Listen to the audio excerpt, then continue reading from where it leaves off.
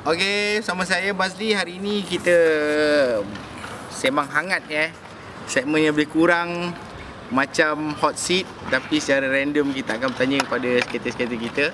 Okay, hari ini Bazli adalah mangsa-mangsanya.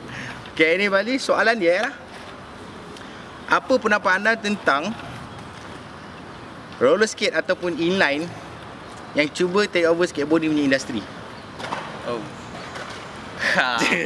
Macam-macam kita tengok lah kan. Sekarang banyak magazine macam skateboard lah, yang pure 100% skateboarding punya online magazine macam Jenker Mag, apa semua.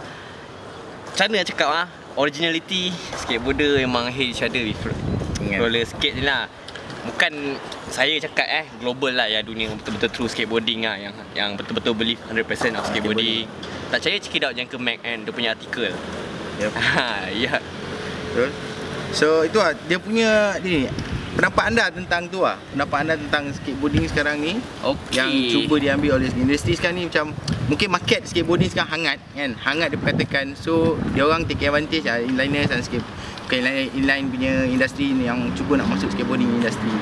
Okay, macam mana in business purpose lah, tak salah kan antara inline apa. In skateboarding punya, macam saya cakap lah, ethics of 100% of skateboarding ni macam lain macam sikit lah. Dia macam pusing macam tu lah, dia tak jalan terus punya. Kalau ada macam skateboarding jalan terus lah. Nowadays bola sepak punya orang buka kedai badminton contoh macam tu. Lebih kurang macam tu lah, because of the market lah. Dia punya core tu tak ada lah. Tak ada. Macam sekarang kita tengok nowadays skateboarding dah hype, mainstream gila. Iklan ads guna skateboard. Even EXPN guna skateboard. Even orang nak Street League tu pun ada rights dengan EXPN untuk mempunyai skateboard tu punya hype tu punya hype. Lepas tu big time punya energy drink pun hook up dengan skateboarder because of market besar. Nowadays athlete kat luar pun boleh millionaire because of skateboard.